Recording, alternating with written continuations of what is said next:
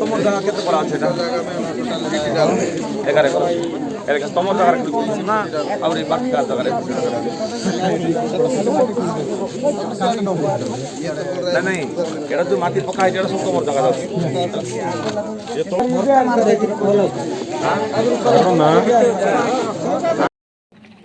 Hello हाँ hello loud speaker on में है सर हाँ हाँ कौन तो मीटिंग नहीं सर लोकों को आप गोटे स्ट्रक्चर डेवलपमेंट करुँच लोकंर एग्रीमेंट कहीं गले देखु ना किए जो जमी आपण मैंने माटी पकई जो जगह आपण मैंने लेवलिंग कर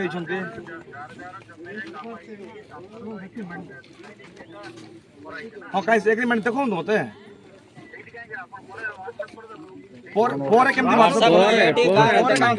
मत देखु ना हाँ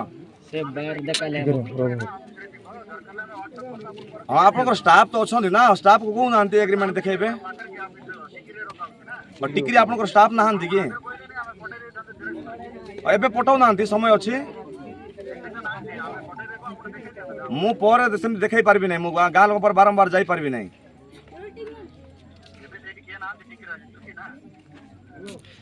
छुट्टी हो जा कहतु से जीवे मत पठेबे जो पर्यंत गाँ लोक किसी क्लारिटी पाई ना गाँ लोक से काम करा देवे ना आ जिन को मुझे सपोर्ट करी ना बुझिपारे कि नहीं आप गाँव में ग्राम सभा करेंगे ना गाँव में पुलिस सभा करेंगे ना मन इच्छा के माटी काटिदेवे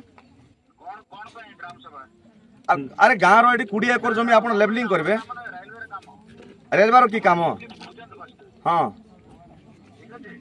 हाँ रेलवे केते जगह जाउची रेलवे केते जगह जाउची से कथा कहू ना मते देखा तो मते देखा से तो मागुची मु से रिपोर्ट ही मागुची मत देखा तो से रिपोर्ट से रिपोर्ट मत देखा तापर जाकर काम एटी करेंगे काम हेबो नहीं गोटे मुठा माटी उठाई पारबे ना मुझे बसीची जो पर्यंत ये रिपोर्ट मत शो होई नहीं मु काम एड करा को देबी नहीं एटी गोटे मुठा माटी उठाई पारबे ना एटी इमिडिएटली मत पठांतु एडा आप वेरिफिकेशन करा जिवो एडा श्रीनिवास तो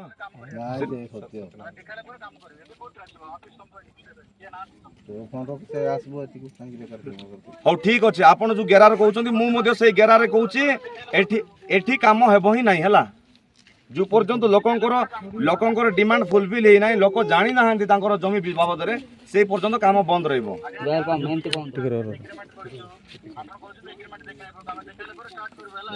ठीक अच्छे देखा काम करेंगे बल्ला नहीं रहना चाहिए सब लेके जाओ छुट्टी है मुझे छुट्टी दिखा रहे हैं मुझे मैं गवर्नमेंट हूँ क्या मैं member of legislative do you know हुआ मैं अभी लेके जाओ एक भी गाड़ी एक भी टाइल्स नहीं रहेगा यहाँ पे सब लेके जाओ बुलाओ उसको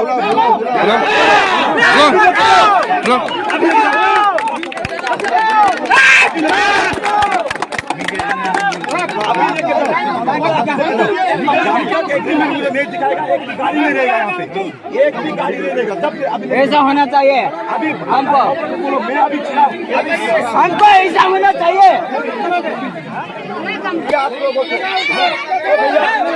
आपको आधा घंटा टाइम दिया गाड़ी लेके चले जाओ यहाँ पे खड़ा हूँ आधा घंटा के अंदर पूरी खाली करो रास्ताघाट लड़ाई रास्ताघाट न्याय चलिबो मां बणी एक हुओ वेतन कमेंट हटाई दियो मां बणी एक हुओ वेतन कमेंट को हटाई दियो अमर दाबी सरकार मानी नियो अमर दाबी सरकार मानी नियो कति चलिबो गाँव रे निया चलिबो मैत्री कंपनी गो बैक मैत्री कंपनी गो बैक रास्ताघाट निया चलिबो रास्ताघाट निया चलिबो कति मैत्री कंपनी न मानिले आंदोलन आर दूर जाबो मैत्री कंपनी गो बैक मैत्री कंपनी गो बैक बदल कंपनी गो बैक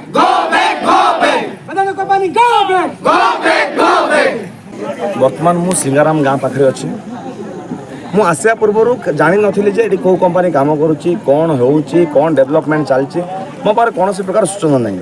ତେଣୁ ଯେଉଁ କମ୍ପାନୀ କାମ କରୁଥିଲା ପଚାରି ବୁଝିବା ପରେ ଜଣାପଡ଼ିଲା ସେମାନେ ହେଲେ ମୈତ୍ରୀ କମ୍ପାନୀ। ତେଣୁ ମୈତ୍ରୀ କମ୍ପାନୀକୁ ମୁଁ ପଚାରିଲି କ'ଣ ଚାଲିଛି କାମ, ସେମାନେ ଡମ୍ପିଂ ଆଡ଼େ କହିଲେ। ତେଣୁ କେଉଁଠୁ ମାଟି ଆସିବ, କ'ଣ ଚାଲିଛି, ମୋ ପାଖରେ କୌଣସି ପ୍ରକାର ସୂଚନା ନାହିଁ। ମୋତେ ବିଗତ ଦିନରେ ମୋତେ ସିଙ୍ଗାରାମ ବାସିନ୍ଦା ବିଗତ 1.5 ମାସ ପୂର୍ବରୁ ମୋତେ ସୂଚନା ଦେଇଥିଲେ କି ଗାଁରେ ଗୋଟେ କାମ ଚାଲିଛି ବୋଲି, କିନ୍ତୁ ମୋତେ ବ୍ୟସ୍ତତା ବହୁଳ ଭିତରେ ମୁଁ ଆସିପାରୁନଥିଲି। ଆଜି ପୁନର୍ବାର ଲୋକଙ୍କର ଦାବି ମୋତେ ଦେଇଛନ୍ତି, ସେମାନେ ଆସିବା ପାଇଁ ମୋତେ ଅନୁରୋଧ କରିଥିଲେ। ତେଣୁ ମୁଁ ପୁନର୍ବାର ସିଙ୍ଗାରାମ ଗାଁରେ ଆଜି ପହଞ୍ଚିଛି। ଏଠି ଦେଖିବାକୁ ପାଇଲି ଗାଁର 40 ଜଣ ଲୋକଙ୍କର ପାଖାପାଖି 30 ଏକର ଜମି ମୈତ୍ରୀ କମ୍ପାନୀ ଜୋର ଜବରଦସ୍ତି ଏଠି ତାର ଇନଫ୍ରାଷ୍ଟ୍ରକ୍ଚର ଡେଭଲପ୍ କରୁଛି, ସେଠି ଲେବଲିଂ କରୁଛି, ସେଠି ତାର ମେସିନାରୀ ଲାଗିଛି। ତେଣୁ ମୁଁ ପଚାରିବାକୁ ଚାହୁଁଛି ସେମାନେ ଏଠିର ଯଦି କାମ କରିବା ପାଇଁ ଯଦି ଅଧିକାର ଅଛି ତାଙ୍କ ପାଖରେ ପ୍ରମାଣ ଦିଅନ୍ତୁ। ମୁଁ ସେମାନଙ୍କୁ ପ୍ରମାଣ ମାଗିଲି, ମୋତେ ଏବେ ପର୍ଯ୍ୟନ୍ତ ସେମାନେ ଶୋ କରିନାହାନ୍ତି। ପଚାରିଲେ କହୁଛନ୍ତି ଛୁଟିରେ ଯାଇଛନ୍ତି। ତେଣୁ ଏଇଭଳିଆ ଅବ୍ୟବସ୍ଥା କ'ଣ ପାଇଁ? ମୁଁ ତହସିଲଦାରକୁ ମଧ୍ୟ ପଚାରିଛି, ତହସିଲଦାର ମଧ୍ୟ ଆ ଉପରେ କୌଣସି ପ୍ରକାର ମୋତେ ସୂଚନା ଦେଲେ ନାହିଁ, ସେ ମଧ୍ୟ ଜାଣିନାହାନ୍ତି କହିଲେ। ତେଣୁ ଯଦି ପ୍ରଶାସନର ଅବଗତ ନାହିଁ, ଏଠି ସ୍ଥାନୀୟ ଜିଲ୍ଲା ପରିଷଦ ଏଇ ପଞ୍ଚାୟତ ତାଙ୍କ ପାଖରେ ଅବଗତ ନାହିଁ, ମୁଁ ଗୋଟେ ବିଧାୟକ ଏଇ ଅଞ୍ଚଳର ମୋ ପାଖରେ କୌଣସି ସୂଚନା ନାହିଁ, ତାର କାମ ହେଉଛି କେମିତି? କାମ କମ୍ପାନୀକୁ ଆମେ ବିରୋଧ କରୁନୁ, ଏଠି କାମକୁ ବିରୋଧ କରୁଛୁ। ସେ ଯେଉଁ ଜୋର ଜବରଦସ୍ତ କାମ କରୁଛି ତାକୁ ଆମେ ବିରୋଧ କରୁଛୁ।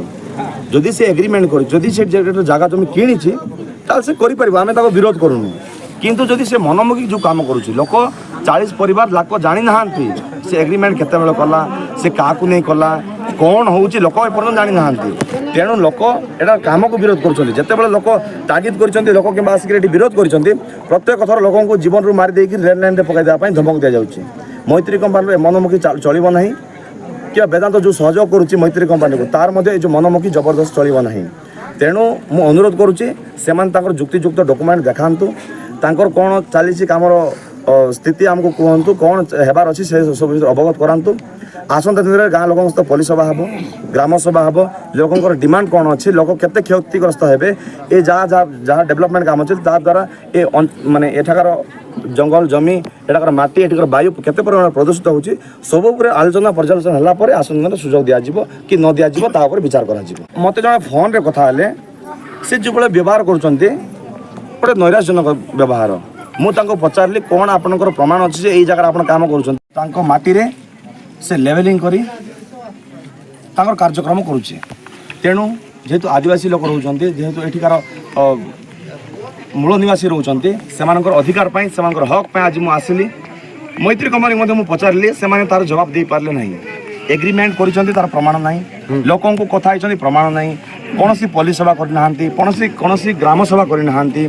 ଆ ଉପରେ ତହସିଲଦାର ପାଖରେ ମଧ୍ୟ କୌଣସି ସୂଚନା ନାହିଁ, ଯାହାଫଳରେ ମୁଁ ପୋଲିସ ପ୍ରଶାସନକୁ ଡାକି ଏଠିକାର ଲୋକଙ୍କୁ, ସ୍ଥାନୀୟ ବାସିନ୍ଦାଙ୍କୁ ସମସ୍ତଙ୍କୁ କହି ବର୍ତ୍ତମାନ ଯେଉଁ ଜାଗାରେ ସେମାନେ ତାଙ୍କର ଇନଫ୍ରାଷ୍ଟ୍ରକ୍ଚର ଡେଭଲପ୍ କରୁଥିଲେ ସେ ଜାଗାରେ ମନା କରାହେଇଛି। ଯେଉଁ ପର୍ଯ୍ୟନ୍ତ ସେମାନଙ୍କର ଏଗ୍ରିମେଣ୍ଟ କିମ୍ବା ସେମାନଙ୍କର ଲୋକଙ୍କ ସହିତ ଆଲୋଚନା, ଲୋକଙ୍କ ସହିତ ପର୍ଯ୍ୟାଲୋଚନା, ଲୋକଙ୍କ ସହିତ ଗ୍ରାମସଭା ହେଇନାହିଁ, ସେହି ପର୍ଯ୍ୟନ୍ତ ଏଠି କାମ ବନ୍ଦ ରହିବ। ବର୍ତ୍ତମାନ ପୁନର୍ବାର ଏକ ଡମ୍ପିଂ ୟାର୍ଡ କରିବା ପାଇଁ ବୋଲି ସିଙ୍ଗାରାମ ଗାଁ ପାଖରେ 30 ଏକର ଜାଗା, ଗ୍ରାମବାସୀଙ୍କ 30 ଏକର ଜାଗା 40 ଜଣ ହିତାଧିକାରୀଙ୍କର ବିନା ଅଜାଣତରେ ଏଠି ଲେବଲିଂ କରି ସେମାନେ ତାଙ୍କର ଇନଫ୍ରାଷ୍ଟ୍ରକ୍ଚର ଡେଭଲପ୍ କରୁଛନ୍ତି। ଗ୍ରାମବାସୀଙ୍କୁ ପଚାରିଲେ ଗାଁବାସୀ ଜାଣିନାହାନ୍ତି, କମ୍ପାନୀକୁ ପଚାରିଲେ କମ୍ପାନୀ କହୁଛନ୍ତି ଆମର ଲୋକ ଛୁଟି ପଳାଇଛନ୍ତି, ଛୁଟିରେ ଆମ ପାଖରେ ଡକୁମେଣ୍ଟସ୍ ନାହିଁ। ତେଣୁ ମୁଁ ବର୍ତ୍ତମାନ ସେମାନଙ୍କୁ ପ୍ରଶ୍ନ କରିଛି, ଯେଉଁ ପର୍ଯ୍ୟନ୍ତ ଏଗ୍ରିମେଣ୍ଟର କପି ନାହିଁ, ଏଗ୍ରିମେଣ୍ଟର କୌଣସି ଡକୁମେଣ୍ଟ ନାହିଁ କିମ୍ବା ଲୋକଙ୍କର ସହିତ କୌଣସି ପୋଲିସ ସଭା ହେଇନାହିଁ, ସେହି ପର୍ଯ୍ୟନ୍ତ କାମ ବନ୍ଦ ରହିବ।